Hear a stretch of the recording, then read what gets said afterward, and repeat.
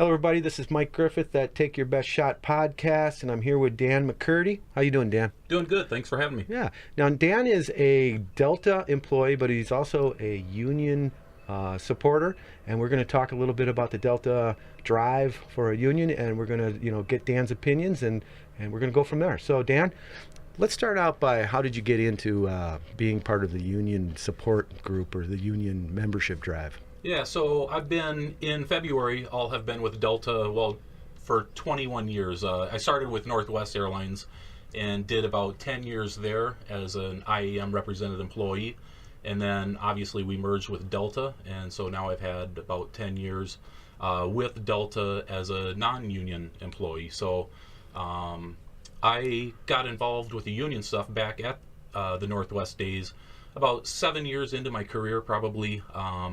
I started to just see some things that I thought should be done different, and some of the work rules that I thought we could improve, and just the overall direction for the employees. I thought that we deserved some things that were a little better than what the company was offering. And so I was kind of just a rogue person. I didn't really know about the union. I just started advocating for some of the things that and for the people. If they got disciplined or whatever and I thought it was wrong, I'd kind of take it upon myself to go out there and say some of these things. Well, Kip Hedges kind of, I don't know how he found out about me or what my opinions were, but he came and approached me at one point and said, hey, you should be a part of the union, like get involved with it, you should run for a position.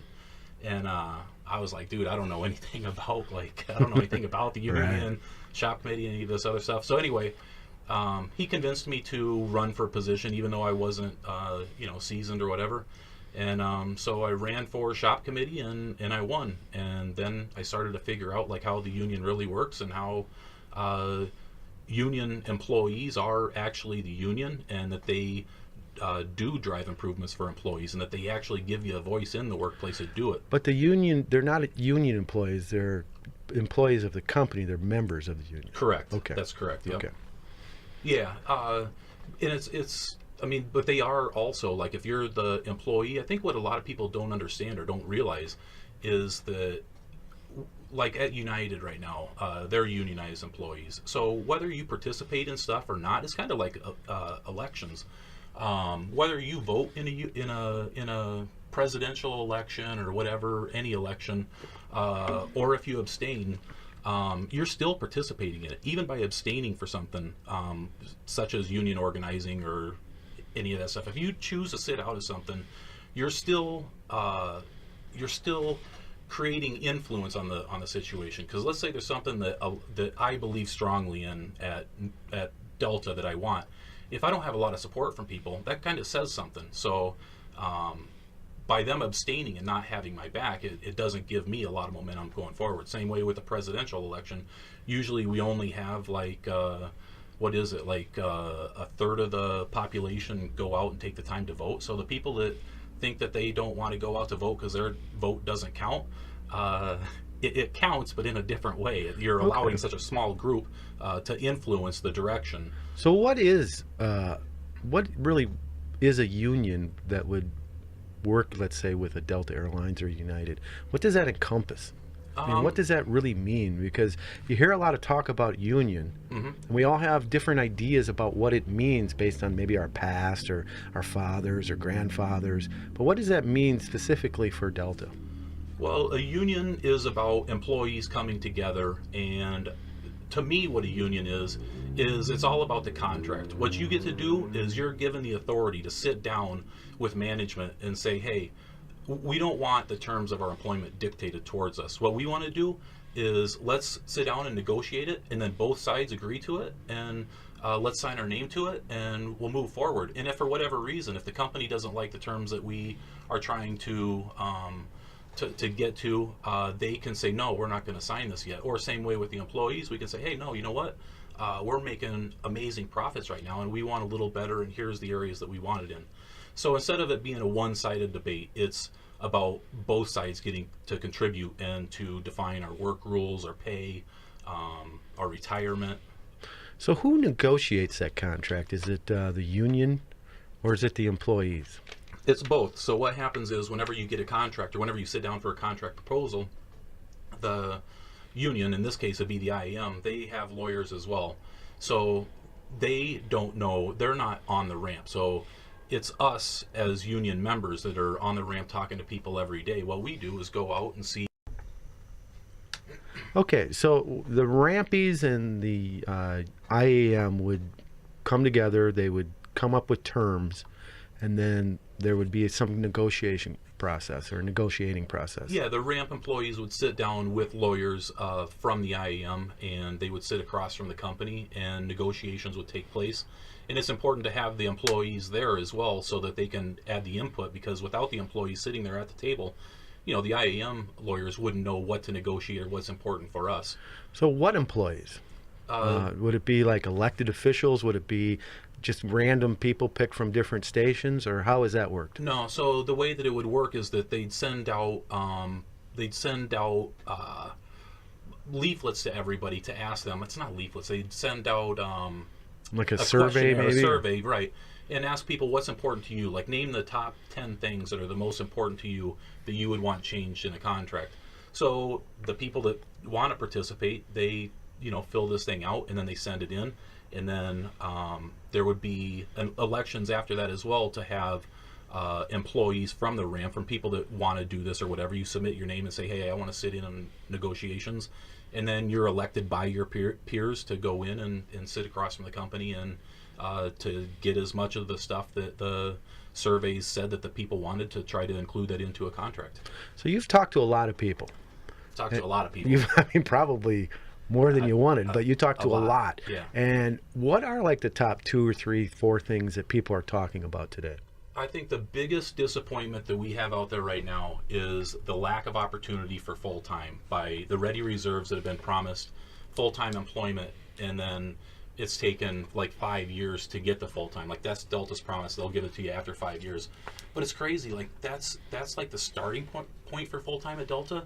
When I was under the IAM contract at Northwest, I topped out at 5 years. It took me like 5 years, 1 month, and 2 weeks to reach top scale. What is top out? What does that mean? I mean, just for the audience. So through the pay progressions, like you start out at whatever the starting wage is, and then it's to reach top scale.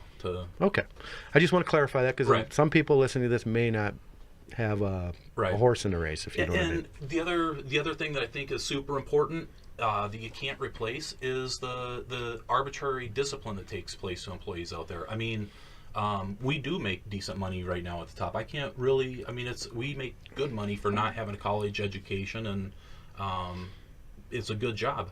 But the problem is that if you run into some sort of trouble, and everybody will throughout their career, there's a lot of people that say, I'm a good employee, whatever else. I mean, you hit some ice and you hit a plane, or you, whatever it is, you can run into a circumstance, or you have a spouse that gets sick and you start to, you don't know your rights for FMLA because you have no shop committee to go to. If you get started down a bad track, it could cost you your job. And so if you don't have somebody there that knows what your rights are and that deals with this every day, they're off the clock, and their sole job is to make sure that you're just respected, that the rules are followed, and that management can't just come in and cut you. Now I see the point about, you know, if you hit a patch of ice and there was a mistake, Right. that was, you know, you're not able to, you know, see it in the future, and it just happens. Right. But like FMLA, to me, it's like, can't you read? I mean, it's pretty simple reading, and you can figure out what your rights are or what you have to do. Well, I can tell you, I mean, there's a lot of people that show up to work and they are just hard workers. They go in there, they mind their own business, they do a good job, and they just go home. They don't necessarily know what their rights are. And a lot of times, like, that's the person in the past that I've advocated for. I'm like, dude, you could have FMLA and this wouldn't even count against you. Or maybe you just have a good manager, or that seems so, and they could truly be a good manager that says, hey, you know what? I totally get that your wife has been extremely sick. Take the time off and go help her out. Do what you got to do. Here's the time away. Go do it. Because that's something that they have rights to. Right. They have the authority to offer that to an employee. Right. And let's say that they did that. But then let's say maybe 6 months later, or however long, doesn't matter how long.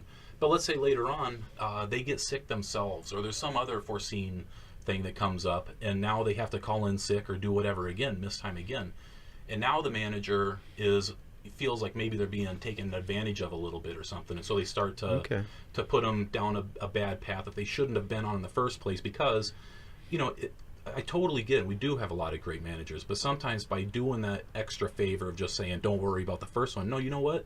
You still have to fill out FMLA paperwork. Same way as with, Brian Peterson. After 28 years, he got terminated. He was our safety guy. He was in the safety videos, and he got terminated for, it was safety issues. But he didn't fill out an ASAP, which is offered to all of us. But it's something that somebody doesn't really think about. Sometimes whenever you get into a situation, you got a lot of stuff going on, and you don't necessarily think of all the things that you need to be doing to protect yourself. Yeah, but in Brian's case, I can't blame Delta there. That's like over the top. I mean, come on, man. I mean, this is somewhere where I think that we would disagree, because he had 28 years. Why would they put him in safety videos, first of all, if he's such a big safety hazard? The second thing is, he did have 2 incidents out there. Well, he was doing like the Breaking Bad skit. Right, exactly. So it wasn't like he was directing a safety. No, but if he's a huge safety concern, if he's this like guy running out there that's just, you don't put him in a safety video. You know what I mean? Like he's representing the company for safety. And with the first one, where he'd been a tow bar on pushback, and that one, I totally agree that it was his fault. But with the ASAP program, what that's designed to do is to look at the situation and to relieve any punishment to him, but to figure out how you can do things right. And if at that point Delta would have thought that there was something that he was like reckless or whatever, then you would have taken him off the unit. You would have moved him somewhere. I mean, if there was a shop committee. Now that's the one thing I would have done, is moved him to a place where he couldn't have caused damage. Exactly. He could have gone. Exactly. Totally. And that's where a shop committee would have recommended that. And a lot of times, people will get a bad taste in their mouth about a union. They'll say, because what would have happened after that point?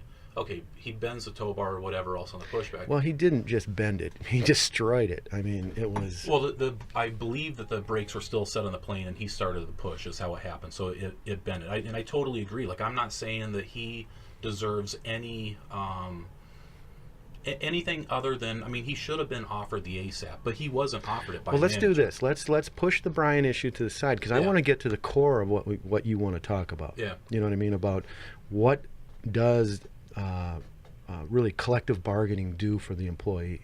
Because it's the collective bargaining side that really is something that I think most individuals would be interested in. Somebody that you have a contract, as you said. Right. That the contract is the most important thing. And what does that contract mean, and what's in it? I think that's what, when I talk to people, that's the vague part. They don't really know what that means. And so if you try to explain it to them, I'll explain it in my terms, but I want you to explain. Right. What does that really mean, a collective bargaining and a contract? So there's a couple different points that I would make to that. And the first one is that without a union contract, we're at-will employees. We work at the will of the employer. And even in Delta Human Resources Manual, it says that just as we can end our employment at any time for any reason, Delta can end our employment at any time for any reason. And I think that that's pretty unfair. Like, for an employee, that I put in almost 21 years of my life to this company to make sure that it's successful. And I want it to be successful. I need it to be successful in order for them to even pay me wages. But I also want the guarantee that they don't just say, you know what, this guy is kind of speaking out, he's pro-union, or he's supporting higher pay, or some things that they don't necessarily want to offer. And so they decide to find some way to try to push me out the door. Well, one of the things that my experience over 25 years or so is that the rest of the world, the people that work for Target, in the corporate world, which is my background, that they typically tend to pay more attention to the details of what an employment contract is and what an employment means, whether you're at will or not.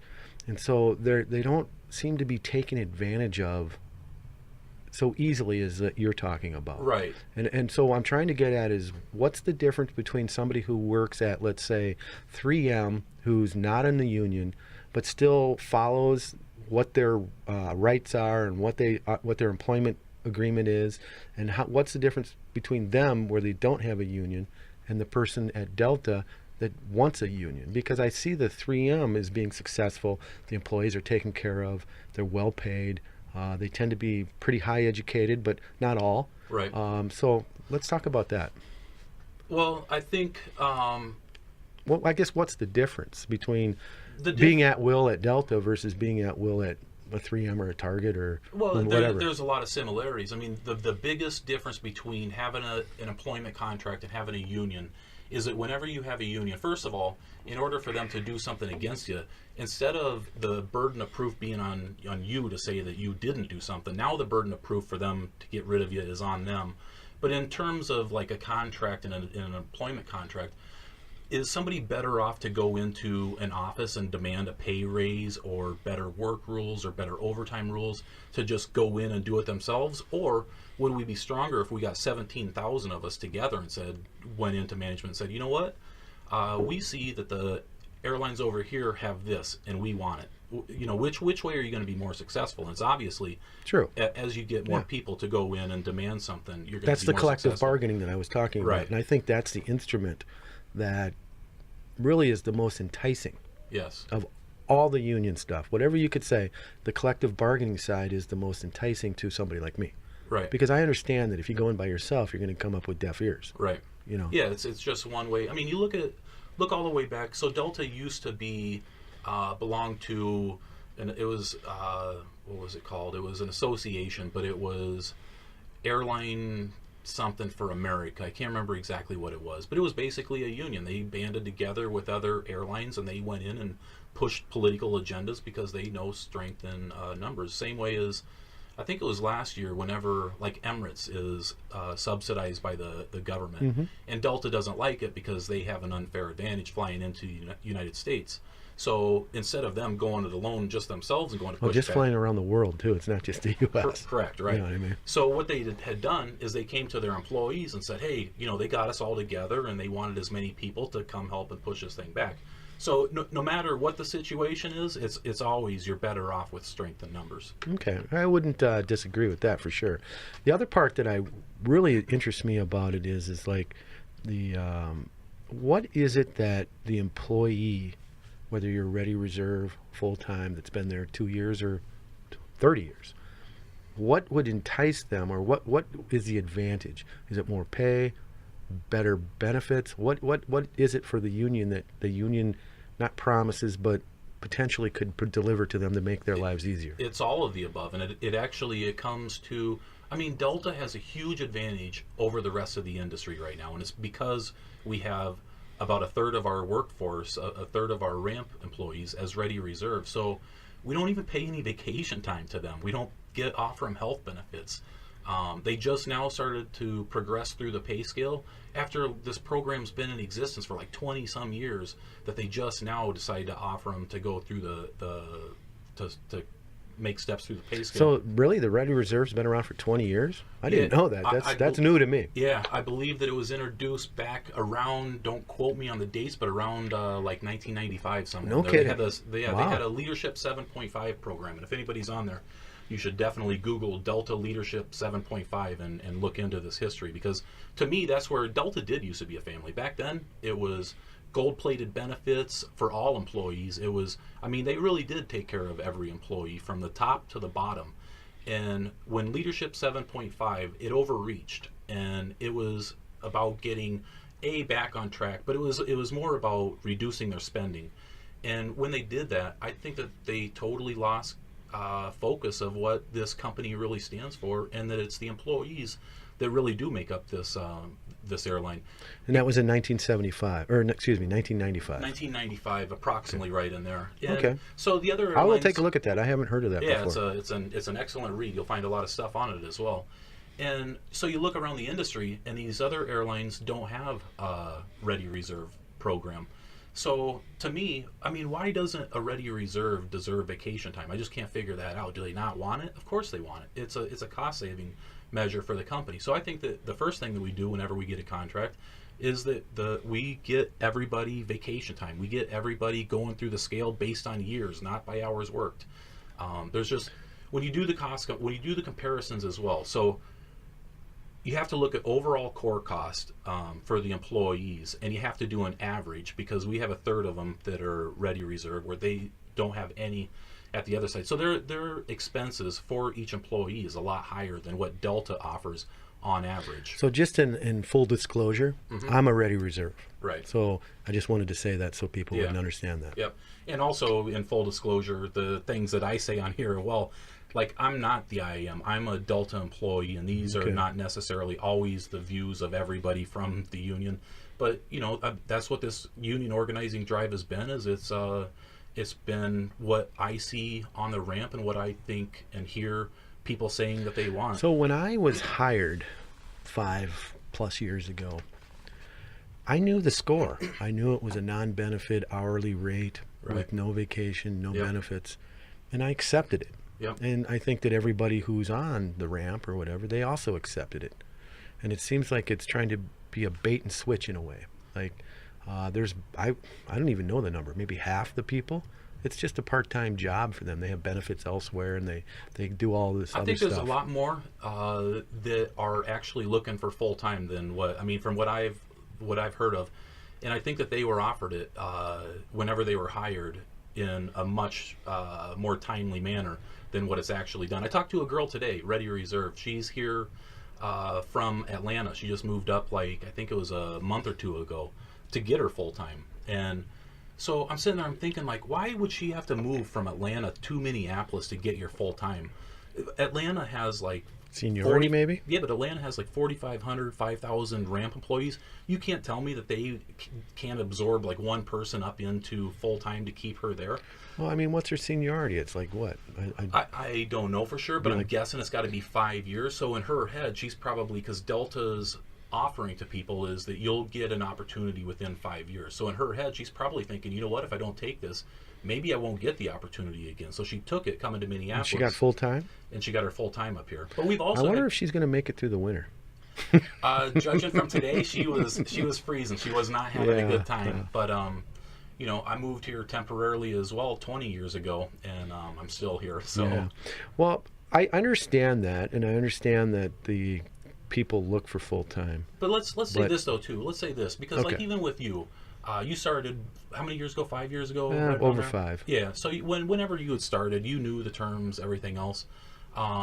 But let's say that you do want to change things. I mean, unions are a legal avenue for us to change the terms of employment in our workplace. Like, that's a federally protected right that we have. A lot of people will say, well, if you don't like the job, why don't you just quit? There's a better way, and that way is if you don't like some of the things that are going on out there, why don't you unionize and change it? Like, instead of just quitting and walking away, it is a great job. I agree with you. It's a fun job. We have great coworkers. We work with there's the best. The best. I mean, we do. I'm telling you, I've worked. What am I? 53. I've worked. Let's just say 30 years, and this is by far the best people I've worked with. Absolutely. In professional, blue collar, white collar, everything. Right. They're the salt of the earth. Yeah. No, and I love every one of them. Most of them, not all of you. Yeah. But most of you. Yeah. So I just think that if there's things like, you know, so let's say somebody was hired 5 years ago and they were promised that they'd be upgraded to full time. Don't worry, it's only going to take you a year or two, and you'll get full time. Yeah, you see, I hear people say that sometimes, and I would, in our group, nobody was ever promised. Well, they just. Well, you know what? We don't know. It's been this in the past, but you never know in the future. It's the airline industry, so you never know. So from my group, though, there's one guy that chose to go seasonal, me, be the Ready Reserve, and one guy that got hired full-time after 2 years. So even within what we're talking about right now, there's a little bit of a disagreement on what the actual terms were. Why don't we just write it down? Have a contract with the company. We'll write it down, and if we agree to the terms, on my side, I would sign it, and on the company side, they would sign it. That way everybody's clear and there is no gray spots to where we can say, oh, well, this is what we thought, or this is what we negotiate it. We put it down on paper, and that's what it's going to be. Yeah, I mean, you could do that. I don't see that that's a negative. Yeah. I mean, I don't see where that's, something that you shouldn't do. But at the same point, it's different than when you were hired. It's like changing the rules of monopoly in the middle of a monopoly game. Don't you think?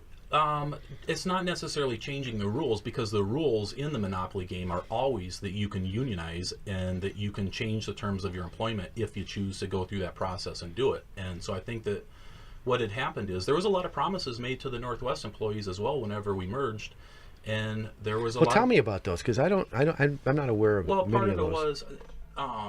part of it was just we were denied some pay raises in order at the merger time, because it was true too that our contract did not. It didn't give us a raise at that time, but the company was giving, on Delta side, was giving them raises, knowing that we're going into a merger, and basically saying to us that the only way. I'm trying, man. Let me just do it and then talk. Yeah. The only way. It was the only way. The Yeah, Delta so the Northwest. only way that you would it was perceived that you would get this raise for sure is to vote against the union.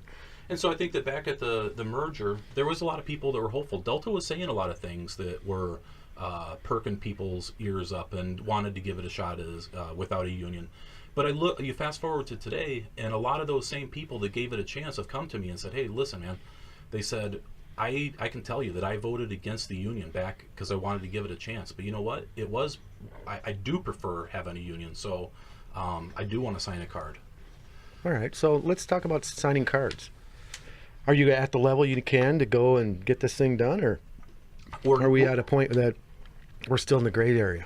So this drive it's been heavily, we've been collecting cards extremely heavily for the past year. And cards expire 1 year from the date of signing. So, as you get somebody to sign a card, you have other people that their card is falling off. The good part about this drive is that we wanted to file by the end of this year, and it's not going to happen. Delta, they've insourced Austin and Raleigh-Durham, and that's an excellent thing. I'm glad that they did it, but it does increase the number of employees that they have. They've also hired a ton of seasonals this year, which it's more than what I've seen in the past. So for every seasonal that they hire, they're counted the exact same as a full-time or a ready reserve. Now, why is that? I don't see that logic, because I look at, like my employment is equal to yours. I'm there 2 days a week. Why should it be equal to yours? Well, I think that Is it just a number is a number? Is that what it is? A number is a number, but I also can agree that each employee should have equal say. I mean, if somebody is seasonal and they want to, stay seasonal, I think that they should have a say in being able to stay seasonal. I'm not talking that you don't have a say, but what I'm thinking is at least the way I think, is that somebody who has the skin in the game should have more of a say. And what I mean by skin in the game is potentially a full-timer or somebody in that nature. I disagree with that, because I think that there's a lot of ready reserves. I think that ready reserves, because they make up a third of our pool, I agree that they should have a big, their vote should count fully to a full-time employee, because they want to become a full-time employee and they also want to make this a career. So I think that they should have a voice as well. And so with what I'm talking about as far as like getting to a union election, it's just that the numbers have increased. I get it. It's a numbers game, and it's a game in general that they play in order to Well, I think it's not just played by them; it's played by it's just the way things are. I mean, but it's made to make it difficult to get to an election. But the good news for us on the ramp is that this company will never demoralize me as long as our card count continues to go north. So even though, say today we have 20 cards fall off, we've been getting like 30, 40 cards, either re-signs or newly signed. So as soon as our net gain, or as long as our net gain continues to go positive, I'm all for it. I have to tell you, I'm not going to sign one. I have one in, and I've signed it for 4 years. And the only reason is you have one guy that pissed me off on Facebook, and I can't get beyond that. I think that we try to be very mindful. I mean, think about this. I think that most people do. And the farther I get into this with discussions with people, I think you guys are very cognizant of doing the right thing, being the right upfront, being honest and stuff like that. And like you and Kip, and even with Scott Derrickson the other day when I interviewed him, he was very cognizant of being and doing the right thing, which I appreciate 100%. And I appreciate you saying that. No, because it's true. And logically, I mean, if we're trying to organize, if I want you to see the benefits that I'm telling you, if I want you to even entertain that idea, I have to have an approach that draws you in. I can't sit there and be combative and piss you off. Like if I do No, that, but then you one walk of your over. guys did though. Right, and so, but that's why also like that's why I want to address it with those people as well and have conversations. Say, hey, listen, maybe we can Yeah. we can switch the approach a little bit. And just so the audience knows that as soon as that happened, Kip actually reached out to me and just he wanted to apologize. And I really appreciated that because it showed me that he had character and he understood. So Yeah. I really thought that that was a cool move on his part. Yeah. And also on your part too. You also reached out. So that was cool. Yeah. So let's talk about like the pension and having ready reserves as full time. What does that mean for Delta, and what does that mean for us to have, a pension, a full time? I mean, does it mean that the typically we've been getting a profit sharing check? Right. We've been getting other payments, monthly Yep. as a little bonus and stuff. What do you think would happen to those? Because nobody really gives me a good answer on that. I've got a great answer, and the answer would be to look at the contracts by the Canadian workers that are employed directly. They're Delta employees. They have a contract, and they get the exact same profit sharing that we get. They get the same shared rewards. They get the same things that we get. And I think that if this company truly does respect us, and if people are out there saying, man, I don't know if they would do that or not. Well, if you truly believe that this company respects you, obviously they're going to continue to do the same thing. The pilots also are unionized, and they get the same profit sharing formula. They get the same, same. So you're really going on record saying that would all stay the same. Well, I can't promise anything. I'm going by, you look around around Delta, the way that they treat their pilots. They give them, we used to get less than the pilots, and now they finally brought us up to what they're receiving. But the biggest comparison would be to look at the Canadian ramp workers, and they get profit sharing as well. Okay. And so one of the things, like you were talking about pension. But the profit sharing would be a little bit smaller because the profits would be smaller because you're paying more to pensions and salaries and things like that. Possibly, but we're talking about $5.5 billion profit. So Well, that's today, but what about 5 years from now? Who knows what it would be? Right, but so American, I think United actually, I think that they turned like 2.6 billion last year or something like that. I mean, we're still talking insane profits, and we put out a better product than both absolutely. American and It's not even United. close. So, right, if you so ask it's me. right. I agree with you on that.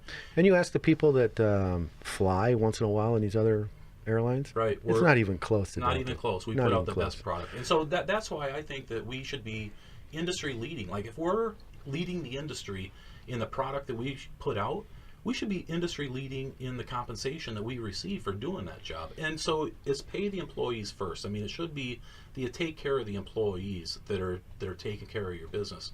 And so collective bargaining, we sit down and we just sit across from the company and we write it down. So and we what sign if our names. they're just hypothetically saying there wasn't an agreement that was able to be reached? Would there be a strike? Would there, would that type of thing happen? It typically does in a lot of not in industries. not in the airline industry. It's extremely hard to get to a strike. I mean, it's extremely difficult to get to a strike. I can't even remember. Can you remember the last American carrier that has? I struck? can't remember, but I do remember living here in Minneapolis and St. Paul, the Northwest mechanics and pilots going on strike. Right, It seemed that like was- every week. Well, it was back in '98, I think, is the last one on Okay. that. But I mean, happy employees obviously produce better results than ones that feel like they're being taken advantage of, or that if they're just not happy at work. So part of it Well, is Delta employees must be super happy right now because you said $5.5 billion of profit, so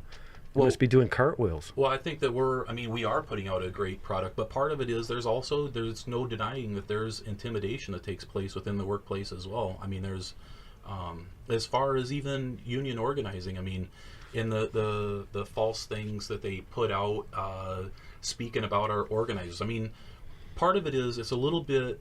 So what is false? What has been said that's false? Well, the union organizers or activists have been going around like harassing people to sign a card, and I think that is so extreme. I heard something that people were going to each other's, like their houses and stuff. Yeah. That doesn't happen, does it? Because I can't believe that you guys would do that, because I know you and I know a couple other guys. So the only way why the hell would somebody do that? Because I would tell them to fuck off. which you'd be perfectly within your Right, right, I would be. and they would walk away. But the only houses. But you're not doing that. Well, the houses that we do go to is somebody that has signed a card. So if they've already been a supporter in the past and maybe their card has fallen off, you just go there and ask them if they want to sign a new one. And the thing is, even though you might say that you tell them to F off or whatever, that hasn't been the results around the system. Because typically, if you signed a card in the past, you're either still pro-union and you just haven't taken the time to fill it out and turn it in, but you probably haven't turned completely against the union to where. No, I just am surprised that you say people actually go into somebody's house. I didn't know. When I heard that, I thought it was propaganda. No, and I think it's actually, I mean, it's been appreciated by because we wouldn't do it. That's the other thing that we're talking about, is that if it really truly was, if it didn't produce positive results, the company wouldn't talk about it. They're not going to coach us and give us tips on how we can win a union election. They don't want it, so they stir up the fear and the anger and all that stuff. It's not there. When we're going around to these houses, it's well received. It's been very well received. Really, I'm actually surprised by that, but. Yeah. You know, I'm surprised by a lot of stuff that goes on today. Well, and I can tell you, though, I mean, logically, wouldn't we stop if it really was a negative effect and it really pissed somebody off that bad and they went back into the workplace and they're upset about it? I kind of look at it as like if you go there and you knock on the door and you start talking about this as, you know, I am activist and here's where we're together at Delta. And all of a sudden you got your wife and kids going, well, who's at the door and all that stuff. I'd be like, you know what, just talk to me at work. Which is totally fine, and that's what the person would do. I mean, but overall, a lot of times, because we're only allowed to, there's an advocacy policy for us to talk to people at work, like where we're allowed to get cards signed, everything else. And obviously the company does not want a union on the property, because then they lose some of the power. The power goes to the employees. So they do everything that they can to squash those conversations from taking place at work. So there's actually, from around the country, there's a lot of people that feel pretty comfortable at their home being able to ask the hard questions that they might want to know away from a manager that might be listening. So no, that's a good point. That's a good point. You know, I think that you had two opposite forces, and sometimes they bounce off of each other. I don't want to see Delta putting out propaganda that's not true. And if they are, I would call them out on it, as well as calling you out on stuff too. So let's talk about another thing. How about the IAM as a union? Mm-hmm. Now, why have you decided to go that route, or is it just a natural thing because they are also the union for other carriers and other aircraft? You know, like Boeing and stuff like that. Is it just a natural flow into them, or is it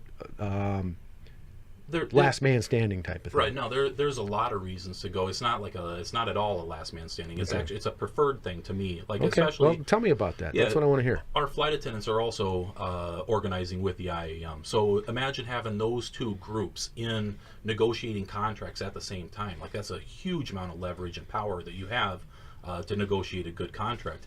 It's also, the IAM is heavily involved all throughout the airlines and at Boeing. You know, within the industry, they know our contracts and airline contracts and the Railway Labor Act like no other union. So some people will sometimes say, like, oh, why don't we go with Teamsters or whoever? They'll mention another union. The thing is, it could be any union. You could put any of them out there, and somebody would have a problem with it. Oh, I can't go with them because of this and this and this. So no matter who you put out there, there's going to be people that don't want to go with whichever union you put forward. But the real strength behind it is that the IAM is actually the employees. I mean, all of the people that are going to be representing us are people that are working out there beside us. That's the people. If it was the IAM, the TWU, or the AFA, or whoever it is, that's just the three letters at the top. It's still the employees that that get elected by their own members, and it's not secret elections like the company does with like the FIT and that stuff. These are elections that are. You're talking about like the FIT thing? Yeah, the FIT team. Does anybody pay attention to that though, really? I'd say that people do, because they hope that does have some sort of positive effect, and I'm sure that they can get some things approved, but ultimately the company has ultimate veto power, and so if the company doesn't want to do something with the FIT team, they just quit listening, or just they don't have, they're just done with them. With the union, you have to address it. If there's enough people coming forward saying this is an issue, you're forced to address it. Now, with the union, you correct me since you've been involved with this, but it seems like you add a couple layers of management to deal with the union. Is that correct? Where there has to be like there's a union rep and a shop rep or whatever. Yeah. Then Delta has to put somebody that can coordinate and work with that shop rep. Um, Or is it just part of a manager's job that who's on duty at that time? Yeah, it's just a manager's job of who's on duty at that time. But like from the union level, you have like the local level. So these would be your shop stewards, the ones that you're gonna work beside every day. They're the ones that, like, let's say OSLs is a perfect example. A what? An off-schedule lunch. So Okay. at United, they're also represented by the IAM, and they've worked into their union contract off-schedule lunches, OSLs. And what these are is that if you don't get your lunch between the third and the fifth hour, the company pays you an extra 30 minutes of pay because of it. It's not going to break the company to pay you that extra 30 minutes, and it's not going to make you rich, but it does show a sign of respect that, you know what, because for me, I would say that 4 out of 5 days, whenever I'm working, my lunch is after my second flight, and I start at 7 a.m., and that's about 8:30 in the morning. I'm not ready for lunch at 8:30 in the morning to eat it. So I think that what would happen is if we did get a union and we did get something like OSLs, I think that the company would actually take the time to try not to pay those out and would take more time to try to get that lunch centered in my shift. And if they didn't, they could probably knock a couple days down. But this is the airline industry, and it's, those flights come. I was going to say there's a lot of Right, variances. You and just weather. never know. Right, so if you can't get your lunch between that time, they pay you the respect, and if they can, I just think that they would put more focus instead of saying, you know what, this is our legal obligations. Our legal obligations are to give you 2 15-minute breaks and a 30-minute lunch. Let's just get it out of the way right away. Then we don't have to do that, and they could still do it with a union contract. But the difference would be that you get paid an extra 30 minutes. So I think what it would do is it would force the company, or it wouldn't even force them, it would encourage them to put that lunch towards the middle of your shift. And I think that we would see a lot of people having lunch at a more preferred time than just trying to get it out of the way to meet the legal obligations. So with a union, it's enforceable to get that OSL as well. Like right now, I don't think that even if we had it, like let's say we didn't have a union contract but we had OSLs, people don't feel real comfortable. Like it feels like you're battling the company to go do that, and that's not what this is about whatsoever. It's just about one of my beefs, if I can call it that, is that I've worked in many different jobs over the last 35 years, many different jobs, and I go and I talk to people that work at, let's say, at Delta Airlines, and most of the guys that are pro-union don't have any experience besides Delta or Northwest.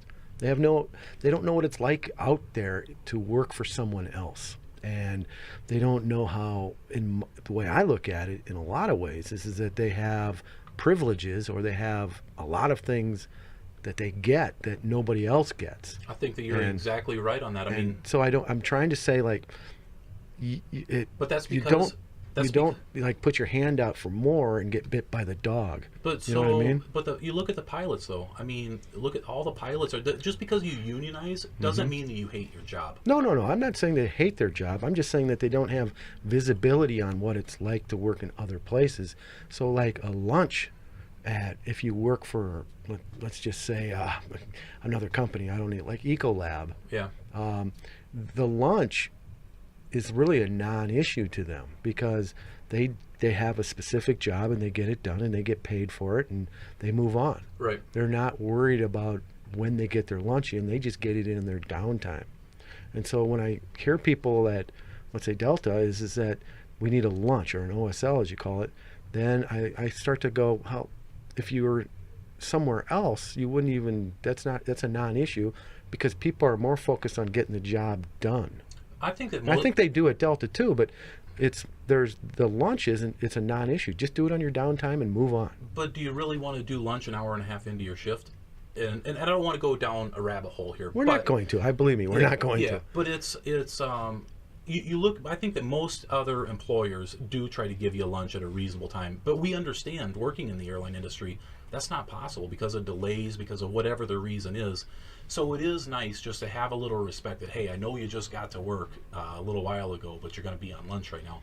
So to me, it's just a show of respect, and that's just one of many things. I'll give you that. Okay.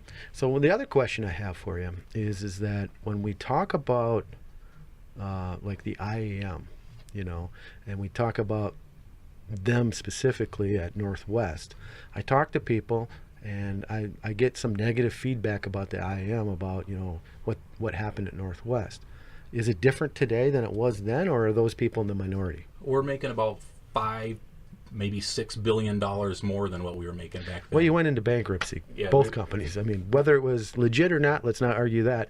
That happened. That exactly, and I think that whenever you're bleeding red, as when a company's so poorly ran that they bleed red into bankruptcy, and that they have to take things from employees, and that every day you're showing up to work fighting, trying to keep the work rules, the pay, the benefits that you have, and that's your focus. And the IAM is kind of labeled as the ones that are, it's kind of a negative thing, that they have to show up and fight for this stuff.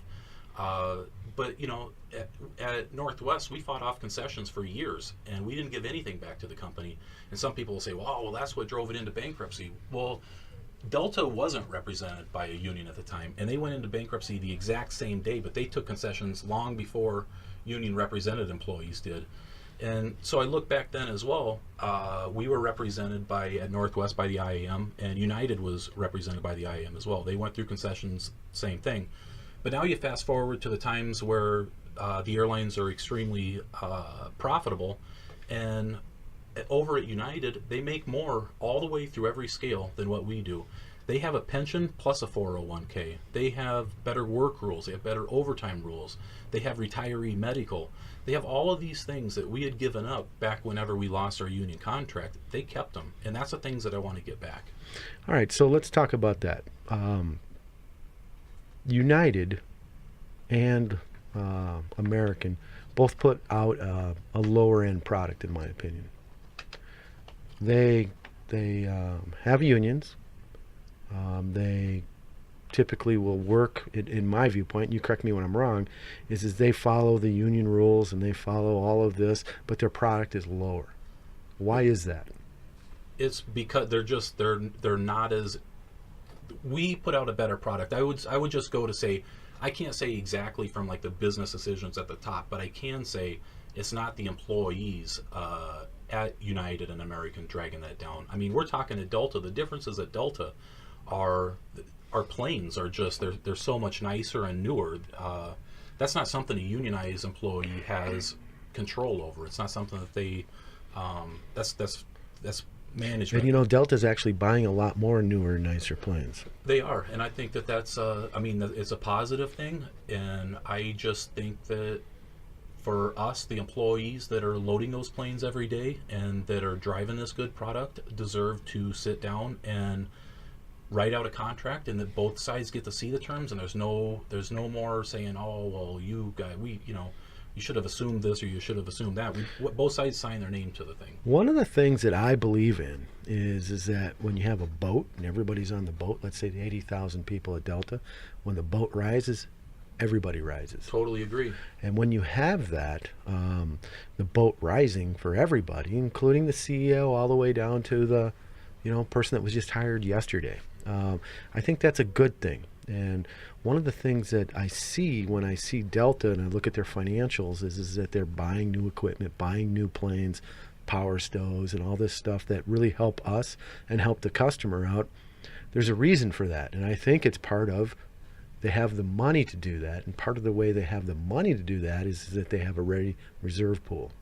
They're able to work their labor pool differently than the other unions. I mean, much differently. Right, and I don't disagree with what you're saying, but I would say that I don't like that aspect of it, that the ready reserves don't have any. I think that ready reserves deserve vacation time. I just don't think that there's an employee out there that shouldn't get paid time away from work. I think that, and part of it is, maybe we'll still have ready reserve going forward as well with a contract. I mean, what do the employees want? This is all about when we gain union representation. All that we're doing is gathering everybody and saying, "Hey, what do you want this to look like?" Ready reserves. Do you still want to keep it with no vacation time, with only progressing through the pay scale by hours worked instead of a guaranteed raise each year? I think that the ready reserves would want those gains, would want the benefits. Yeah, let's jump on that for a second, because I have a different feel, I think, than you do. Is that you look at the ready reserve pool, the max you can put in is 1,400 hours. Mm-hmm. And then once you get to that 1,400 hours, whether it takes you 3 years or a year, you move up to the next level. Right. That makes sense to me, honestly. Because if I'm a guy that works 2 days a week, basically. It's not sometimes I work more or less, but Yeah. to me, it makes the guy who works more should benefit more versus the guy that gets hired 2 years ago that puts in his 2,800 hours over 2 years that equals my 5 years, let's say, which it doesn't, but let's just use it as an example. He should be rewarded for that, and why should I be rewarded at the same pace?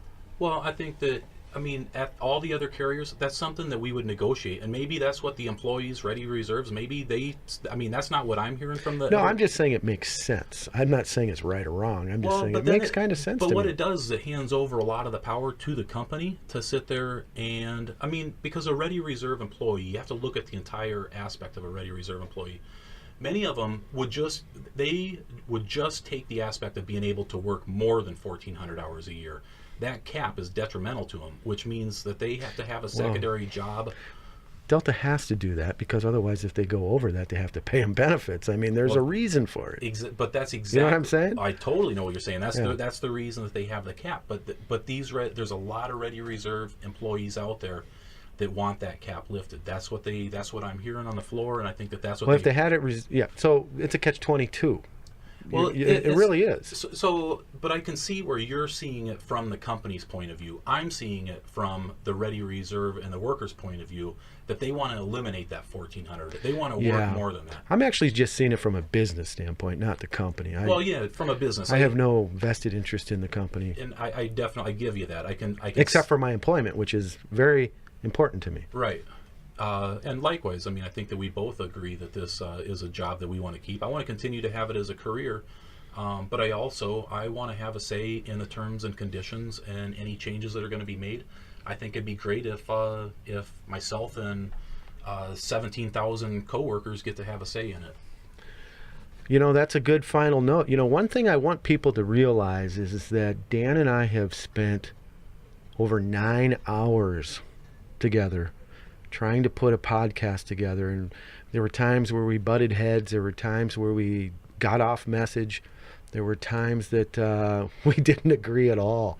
But one of the things I want to tell you, Dan, is I gained a lot of respect for you because you were willing to keep coming in, and we keep trying to retool this, because we both agreed the message that we did the first 8.5 plus hours wasn't what we wanted. Right. But it was something that maybe got us to the point where we are today to get something to the people that made sense. You could deliver your message and whatnot. And I want to thank you for that, because it really means a lot to me that you were willing to put in this much time. And it tells me a lot about you. Well, I appreciate that. I mean, I can say the same thing for you. We didn't know each other that well on the ramp. I mean, we've talked just a few times out there.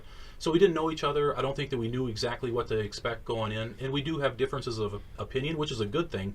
And sometimes during those first 8.5, 9 hours, we would get caught going down rabbit holes. And we sit would. And so I think that the good part about it, in this podcast, I feel very good about it, is that we were able to go over a lot of issues, and we didn't do that sidetracking on that thing. I agree, and I think that what we did is what I really wanted is for you to get your points across.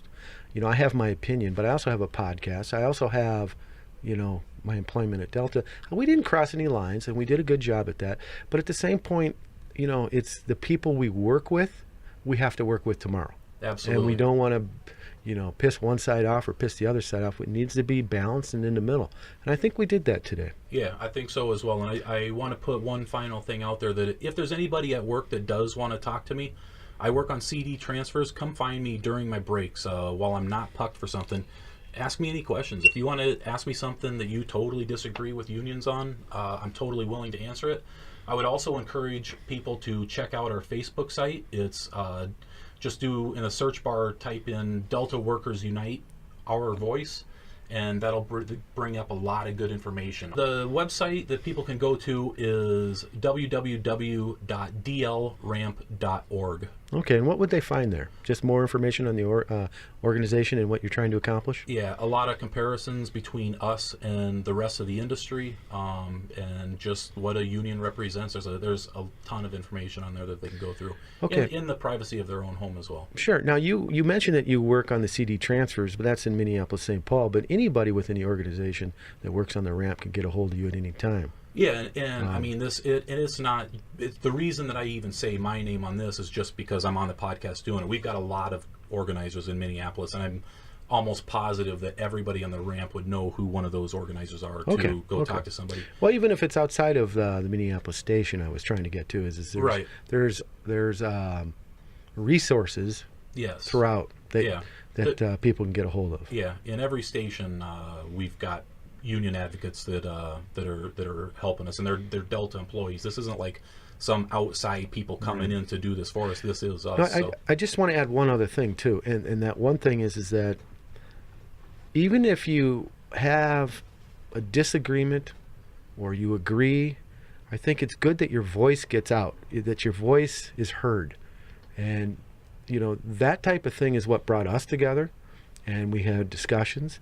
And one of the things I told you before we started is we both want the same thing, we just have different vehicles to get there. Sure. And sometimes when you talk, whether it's politics, family, life, you come closer together. And I think that people that will, even if they disagree on some issues, if they talk it out, they can come closer together and understand each other better.